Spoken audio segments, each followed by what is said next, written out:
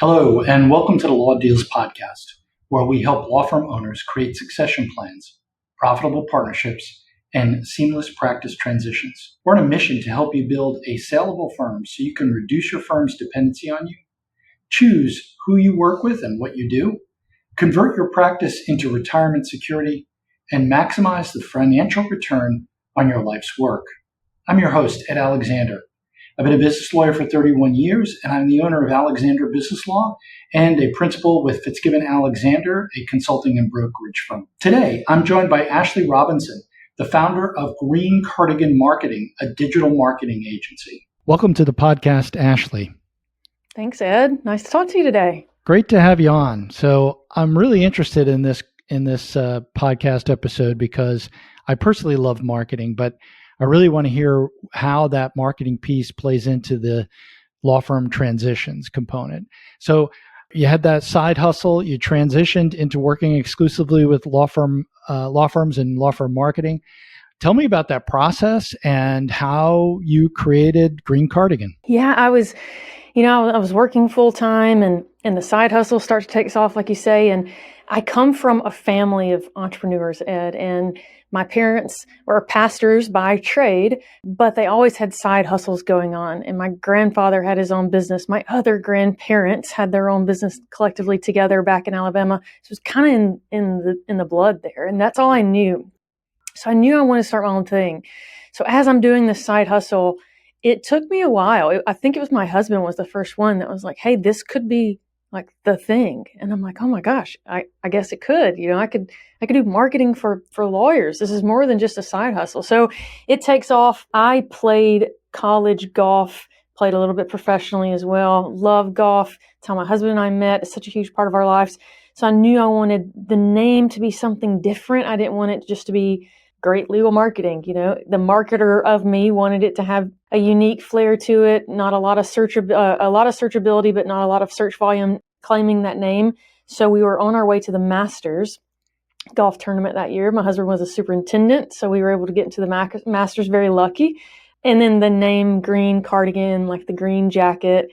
So I started searching, does anybody own that domain? And the name was kind of born. So here we are. The business took off, I think I could say. It was in the middle of the pandemic, started it, then hired my first employee the next year, 2021. Here we are, 2025, about a dozen employees later, kind of head spinning growth over the last couple of years. It's been a lot of fun, a lot of hard work, but really happy where we're at so far. That's great. So you started with somebody that, hey, needed some help, and you pitched in on helping them, and then there was somebody else. And so tell us kind of about that step by step. How'd that happen? Yeah, I start with one lawyer and read a really bad contract he's got with one of the big box marketing companies. You guys can probably guess a few, and you're probably right. And I was like, oh, this is just like a really bad contract. They own everything. Why can't we make edits to the website? Oh, because they own the website. I'd never seen anything like this before. I worked an automotive marketing agency before, a wonderful agency with an incredible owner, great business mind and visionary. And I thought then, what a great business model to do marketing just for one industry. You can be the expert in that industry. So as I'm looking at this contract, that's, like you said, that's kind of how the ball got rolling is he told someone who they shared an office with. And then that person, unbeknownst to me, they were getting ready to dissolve their partnership, applicable to maybe our conversation today. And I get both of their businesses. So I'm 3 lawyers in. And then one of those is married to a lawyer. So I get his wife's business. And I'm like, wait a minute. So at this point, I'm 7 lawyers in, and I'm doing everything on my own. And then that's when it was about the middle of 2020, which COVID is just like roaring in. My husband and I had just bought our condo. We're completely gutting it. So I was like, you know what? There's not enough bizarre things going on in my life right now. Why not just start this business?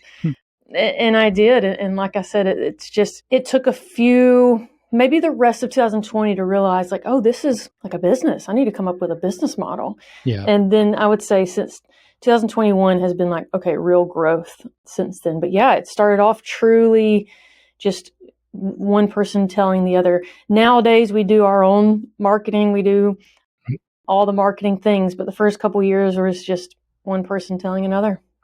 That's the perfect way to grow a business, right? And it really leads into the next question I have for you, right? Is that many law firm owners really struggle with generating consistent, prospective new client leads, or what I call deal flow. So what is your framework for helping firms move from that feast or famine, up and down one month to the next roller coaster to a predictable lead generation program? Here's the thing, Ed. I think that's the magical question, right? It's really not a difficult answer. It is made to be more complicated because of our marketing tactics, marketing agencies' marketing tactic. It makes you think that there's some secret sauce. The reality is an easy answer.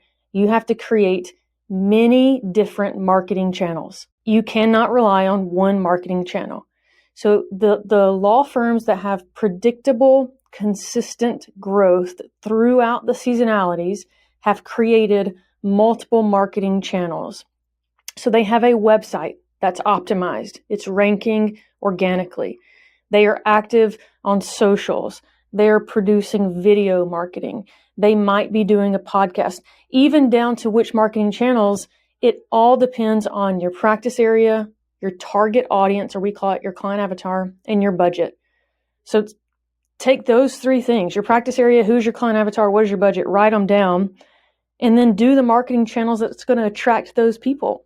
Yeah. So I was on a call this morning with an estate lawyer, and she generates great referrals through her LinkedIn posting. She's got a fun personality, a really dialed in client avatar. So for her, that is a marketing channel. That's not one that we can help her with. We are managing her SEO, her organic website video marketing. So great, you go do that. We will manage your website SEO. Another company's doing her paid ads. We do paid ads as well. So you see what I mean? She's now created the onion. That's how you create predictable lead flow, is by creating many, many, many, many marketing channels. That's fantastic advice. I think if you look at it, right, I forget who said it, but they would say the worst number in business is one, right? So if you're relying on one channel for leads, or one person in your office, or one, right, you've got to have that multiple. It's interesting in terms of LinkedIn, right? So you see the estate planning world seems to be a business to consumer world, right? Because it's a one-on-one. And most of the LinkedIn arrangements are business to business, right? That's typically the area. So this client is out there. Are they looking for referrals from other attorneys, and that's who they're talking to, or maybe financial advisors, that kind of thing? Or are they going direct to client in that circumstance? No, she's using it as a B2B channel, which is great, because again, she's hired vendors like us to manage her B2C channels, or you and I are talking about creating these different layers, right? So I just talked about how easy this is. It is. I'm probably making it sound more complicated, but within the marketing channel, some are B2B, some are B2C.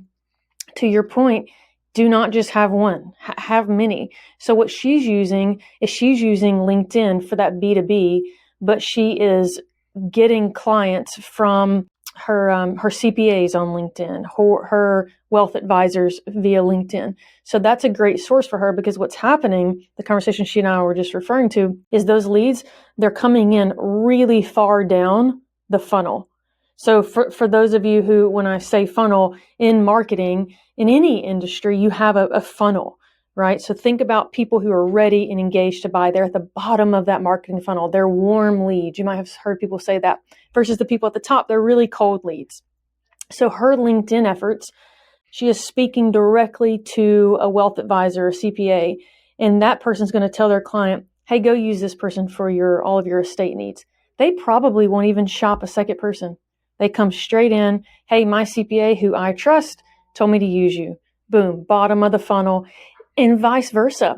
This estate planning firm that I was speaking with in Ohio, if she were to refer her friends to this CPA, they probably would ask very little, go straight in and buy their services. So it's a great strategy for her. I would highly recommend that. So I think that was part of the answer actually to my next question, which is for law firms that rely heavily on referrals, which really is a great, wonderful source for law firms.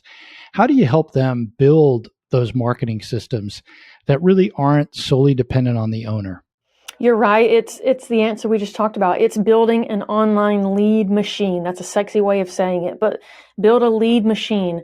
And a lead machine is not one channel of leads. They're coming in from multiple areas because the referrals might go through, even referrals have a cyclical nature to them.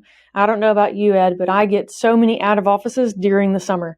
A lot of business owners, lawyers, we're fortunate individuals. We have wonderful jobs and we get to make our own schedule. We leave for the summer. I'm leaving next week for Montana. That's just what we do. It's the beautiful nature of it, right? So even referrals can dry up during the summer because people are with their kids, they're vacationing, they're not thinking of business as much as they are August, September, October. That is when things are hot. Same at the end of January, February, March. So even referrals can dry up. So the answer is building an online, a digital lead machine that is just providing leads in many different forms. And they're going to be coming in at many different points of that funnel, but that's okay. Even the cold leads are worth reaching out to and spending efforts to reach them, just as the really warm leads are. So the system that we use is basically, we have that funnel. We have information products, so books and guides for people who are coming in. They're speaking to our avatar clients. And those that are really at the top of the funnel, they're going to get put into an email list. They're going to get communicated to that way. And then we bring them down through that email communication. What would you recommend that for people? Would you recommend something else for people in terms of that funnel that you're talking about? The nurture campaigns, what you're referring to, those drip campaigns and email campaigns are incredible. Those are really great for if you are in a practice area, you're listening to this now, and you have a longer buying cycle. So business, what you do, Ed, immigration, family, estate, unless it's probate. These practice areas have a longer buying cycle. It could take people years before they finally convert. I have a longer buying cycle, right? Those who do not PI, criminal, so let's put those to the side. If you have that longer buying cycle, that nurture campaign is a great way. So you're putting them into, think of if you're using Clio Grow or Lawmatics or Active Campaign, whatever your CRM is, you can build this in there, or a company like myself can help build that in there. Another great one, Ed, is what we're doing here, video marketing. Video marketing, I would imagine your team is probably doing something similar, as much content as you're putting out. Embed video into your email, and now you're just educating them. It is shocking to me how many people I get on with, prospect clients. I would imagine this is similar to you, Ed, and they say, I feel like I know you. Right. Oh, you played golf. I play golf. Oh, my accent is one of the first things you hear. Oh, you're from Alabama. I've been to Alabama. That video component that you and I do, that's warming up that lead. So by the time they get on the phone with us, they say, I already feel like I know you. You know what that means? They can trust us. Right. And you do not make a buying decision over a couple $100s without trusting someone, no matter the industry. It used to freak me out, Ashley, when I would see somebody at an event and they'd come up to me and just start talking to me like they knew me. And I'd be like, I have no idea who that person is. But, in the course of the conversation, they would say, oh, I saw this video and I listened to your podcast and I did this and I did that. And it's great. It feels good when you're, putting all that out there to get some feedback and say, oh, well, somebody actually is listening to it, because sometimes we really don't get any feedback on that. Yeah. You mentioned SEO previously, and we've got AI coming onto the scene very strong. So talk to me a little bit about how AI is affecting law firm websites and their need for SEO, and what's the strategy to deal with this? Man, it is the wild, wild west for what I do right now. It's really interesting. And in a year from now, this portion of the podcast will be outdated, and it'll be fun to go back and listen to that because it's changing daily. Will it take that long? Will it be a year, or is it probably 6 months? No, it's 6 months. Yeah, great point. So things are changing daily. So much so that there's not even great reporting on how, when, and where we might be showing up in the AI search results. That will come. There will be an opportunity when you can pay to be in those AI search results. That is all coming down the road. You know it's got to be coming down the road. But today, as it stands, the biggest thing you're seeing is the lack of clicks, because that AI search query is answering your question, right? In 2024, 60% of searches had no clicks. So people are searching for something, they're getting their result, and they're not clicking. So how does that affect you, the law firm owner? So previously, people would search for, do I need a lawyer when I'm selling my marketing agency? And they would find Ed. They would click on your website, learn everything they need to learn, and they would leave. They wouldn't contact you, Ed. Eventually, maybe they would. They would come back, and they're treating your website as a source of truth. What's happening now is they're researching, do I need a lawyer to sell my marketing agency? AI is serving them that result. If they're not ready to buy that day, they're not going to click. The users who have the intent to buy, they're down the funnel, they're going to come back and buy. But what you're going to see, if you're looking at your analytics from your marketing company, you're going to see a high level of impressions and then just far less clicks. So it's a difficult and interesting time right now. SEO still matters. You still have to prioritize user intent. You still have to prioritize really high quality content, no keyword stuffing. This is kind of in the weeds, but using schema markup to boost your AI visibility. That's an impactful strategy. Optimizing for long tail keywords as opposed to 10 years ago, business lawyer Orlando. Yeah. Now you're optimizing for a much longer tail keyword as well as voice search. So things are changing every day. It's hard to keep up with. It's fun to keep up with. It's fun to see how it's changing. What I would encourage is, if you're working with a marketing company, to just talk to them. How are you using AI? How are you ensuring that the content you're writing for me is ranking for AI? Ask those type of questions. And if the answer smells fishy, maybe investigate. But if they're at least open and honest with you of, hey, number one, things are changing daily right now, then you might be with the right company, and they might be truly keeping an open mind and trying all the different things right now, because that's what it's taking, is some creativity as well. Yeah, we kind of call the companies that are really not doing you a service but charging you the marketing vultures. So make sure you don't have a marketing vulture when it comes to this. I think we mentioned them at the top of this call. There you go.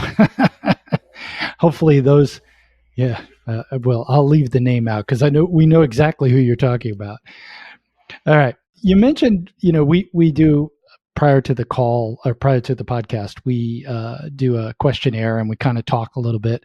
And you mentioned that one of the things that Green Cardigan does is really focus on marketing in the context of law firm transitions, right? Sales and mergers and things like that. Explain for the audience why marketing is so critical during that law firm transition process.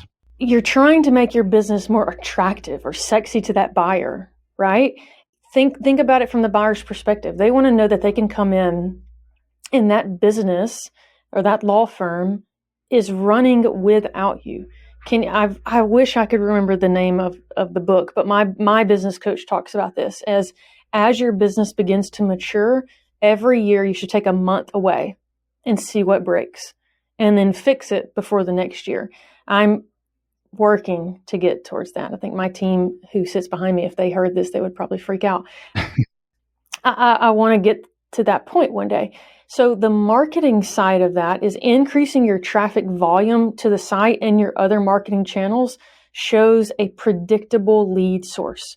And it's not all Ed, and it's not all Ashley. Ashley can go away and leads are coming through the door to my law firm. Ashley can go away and have an intake team that knows how to handle that process. So it's making your firm a more attractive business to buy when the potential buyers know that the owner can come in and out, and we've still got consistent lead flow, great processes, SOPs, and nothing's going to break. So that's a theme that we talk about a lot on the podcast, right? And one of those things is, so what's a law firm worth? It's worth what the cash flow is, multiplied or a function of the risk of that cash flow going away. So what you're really talking about is, hey, I'm taking away as much risk as I possibly can by showing that these leads come in even when I'm on a month-long vacation or even when one of my people end up leaving. So perfect. That's great. So can you walk us through a specific example of how you improved marketing and how that helped a firm achieve a better sale outcome? Yes. Let me go back to one thing that just popped into my head, what you were just saying. Sure. I get the question often of branding. Is it worth changing the name of my firm or rebranding to something other than my name? I would be interested to hear your thoughts on this, Ed. My answer is not always yes, because rebranding is a lot of work. It is a lot of work and it is a lot of money. So if someone is haphazardly advising you, yes, be cautious, because you're in for a couple years of transition, money, there's a lot there. However, if all the stars align, and my questions back to this person is, do you plan on selling? How long do you plan on selling? How big are you wanting the firm to get? If all of those questions are, yes, I plan on selling, I want the firm to be more than 15 employees, I'm wanting it to be above or between the 8 to 12 million, I'm wanting to have a really healthy firm, then yes, I think you stand a better chance of creating a genuine brand that does not have your name on it. You can sell a firm that has your name on it. But from the buyer's perspective, it's even more appealing when the name is not on the firm. That's just a question I get often, and I was just thinking about it. What are your thoughts on that, Ed, as a lawyer and in the seat that you sit? I have kind of two approaches to it. The first thing is I actually look at firms in three different types, right? So I have the process firms. These are firms that, move quickly. Think a bankruptcy firm, right? Move quickly, get things done. We're not looking for the oncologist to treat cancer. We're looking for the family medicine doctor who can give us whatever pill we need, right? And then there's relationship firms. And then those are the more typical firms where it's relationship based around the lawyer. And then there are brain surgery firms. And those firms are, you go, like I said, the oncologist, you go when it's a bet the farm type scenario, right? So if we're talking about process firms, I agree. We should not have our name on process firms. But if your name is already there, that can be a brand. It's okay to be a brand, right? It doesn't mean that they're going to come to see you. And this is really the essence of it is, when you're structuring your firm, you don't want everybody to have to come talk to you. You want it to be a team effort. And if it's a team effort, then we can call it whatever you want, if it's your name or something different, because nobody's expecting that they're going to meet with the attorney directly. They understand that this is a firm that does the work altogether. So I don't think it's this kind of go, no-go arrangement. And you probably have seen that because my firm's name is Alexander Business Law, right?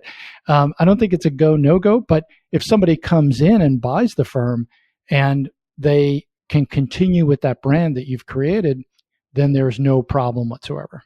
I hope that answers your question. It does. It does. Great answer.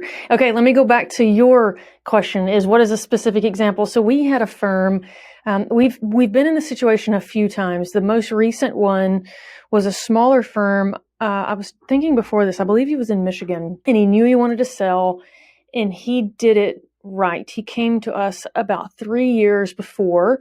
I would love a little bit more time, but he came to us about 3 years before, had just a really old school, outdated website, zero online presence. And so what we did was rebuilt his website and worked with him to grow his online traffic. And we heard from him, his contract just renewed we're hosting his website. His contract just renewed recently. And he reached out to a member of my team who told me, I'm happy to say at the end of this year, we can discontinue that hosting. I've been acquired. And at the end of the next year, I'll just have you guys redirect my URL to this other firm's URL. So I was so happy to hear that it all worked out for him. I'm not privy to the details of the acquisition, but I'm so happy for him. He seemed happy. So whatever that number or agreement was, he seemed happy. So that's a really simple example, but someone who was ahead of it, who said, I need to get these things in order. You guys, my firm, we can play a role in the marketing side, help me get my ducks in a row, and it worked out for him. So you said 3 years, right? I mean, what was the preferable time for them to come to you in advance to improve their marketing? So for him, I say 3 years. It was okay because, again, a smaller firm. He was realistic with himself. I've been in situations where it's, hey, I want to sell in 2 years, and I know that my current value is this, and I need to get it to this. And so I've been told by a coach or someone that they've hired through this acquisition that I need to 10x my online presence or 100x, whatever it may be. So all of those numbers, are so many variables there. So again, for this guy, that was enough time. I would say minimum is at least a year. Because here's why, Ed, is the way things work. We're talking specifically with Google. Let's just say Google search, SEO.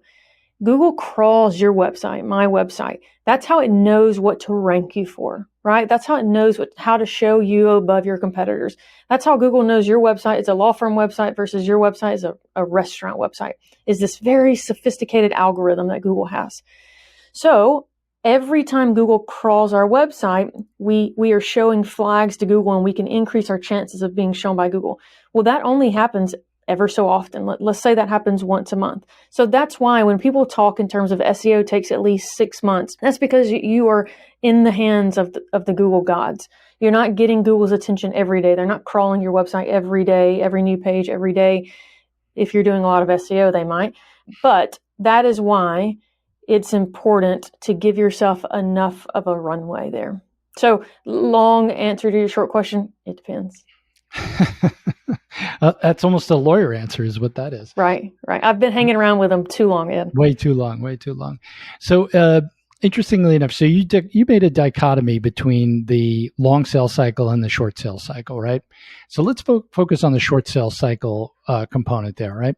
So we talk about the funnel, we talk about, right? In that case, the funnel is going to be much, much shorter, right, than it is. How would you change the actual online marketing in that case? For we've got a short acquisition coming up. Right. So you got a criminal defense attorney. Somebody's out there looking for criminal defense attorney. How does that differ what you present to that prospective client? How does that differ from what I would, or an estate planning attorney would, or somebody who's got this long sales cycle? I see. So yeah, we talked earlier about the two. So the two have different strategies. So a lot of lawyers are familiar with paid ads, and usually it's because they have nightmares, or they hear of their PI friends saying that they're spending hundreds of dollars per click. So paid ads, PPC, pay per click. You're paying every time you are shown to someone. That is a better marketing channel for a quick buying cycle type or a quick transaction type of practice area, as opposed to the other practice areas we've talked about. So the faster buying cycle, paid ads, and that can be traditional Google ads, meta ads, or social ads. Local service ads are great. We use local service ads a lot for lawyers. So that's actually where you're paying per click. So local service ads are still a Google product. They're much more reasonable in price. So those types of marketing channels are great for that. And then the other marketing channels for more of the longer organic we talked about. So the SEO, social, video, email, nurture, drip campaigns. Because again, what you're doing is you're nurturing that client down the buying funnel versus personal injury. I need you now. If your firm doesn't answering, I'm calling the next one. So those paid ads are often one of the best strategy there. Yeah, if they're calling the next one, the concern would be they view it as a commodity, right? And so do you have a strategy for moving yourself out of the commodity and into kind of that top level, the heart surgeon type level, brain surgeon type level of view to the marketplace? Yeah, I would argue that you can do both. So I would say if you're a personal injury lawyer and you're running paid ads, which you should be if you're really trying to grow as a PI firm, they do see you as a commodity. But if they go to your site and you have optimized your site, meaning your site is filled with great valuable content, the content we talked about earlier, you've used video throughout your website, And so people are staying on your site to read and learn and engage. Now you're getting their buy-in. They're on your site, they're reading, and that's when the figuratively speaking, they're nurturing themselves down the buying funnel because you're gaining their trust. We do business with people we know, like, and trust. In your marketing, how can you gain visibility, or how can you be known, liked, and trust? So for me and you, Ed, we build trust through our video. We get known through all the marketing efforts, your books, the different things, the SEO. For me, we do paid ads. So different marketing channels are kind of ticking the box, each of those. So I would say you can be both. It's hard in some practice areas. It is hard. If you're a car accident attorney, it is hard not to be seen as a commodity, but I would say you can do both if you are doing it the right way, and often that is through video. Yeah, I think the best thing to have happen is to have a prospect binge on your videos, either on YouTube or on your website, because you just can't get better than that. Having them, like you said, they feel like they know you at the end of that. Okay, so for a lawyer who is listening to this, who is, they're getting to a point where they start to think about selling. It might be a decade away, it might be 15 years away, and they're primarily on the side of doing referrals, right? So referral relationship, or what would be the first step that they should take to move to develop a second channel that you're talking about? If there is let's go with the scenario is they have no marketing presence. They've only developed referrals. My first attention is going to be on your website and building SEO authority on your website. It is the foundation of your online presence. We use the analogy of you've built a big, beautiful house in the woods. That's your website. But until you clear some trees and you pour a driveway and you put a mailbox, and that is your SEO. That is people knowing that your website exists. So make sure you have a website that's structurally sound, and then work on your SEO. That would be my first bit of attention, no matter my practice area, because nothing really works without that. Yeah, when we get a prospect calling us, talking about wanting to sell, so we do a strategy session with them.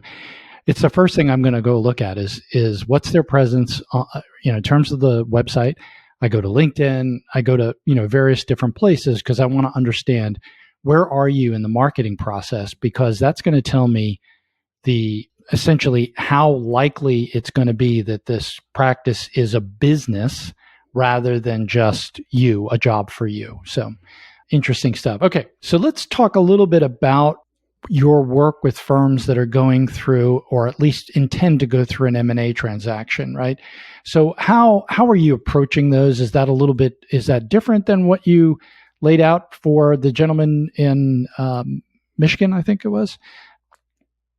Do you do an analysis? Tell us what that process looks like. We do, and we call it a marketing blueprint. So the analogy of the house, we use that throughout our whole sales cycle with clients, really no matter what stage of the business that they're in. If they're a mature firm, they're just getting started, they're looking to be acquired, that marketing blueprint, very much like a blueprint or building your home, is the blueprint. The questions being asked to you by the architect or the engineer is, do you plan on retiring in this home?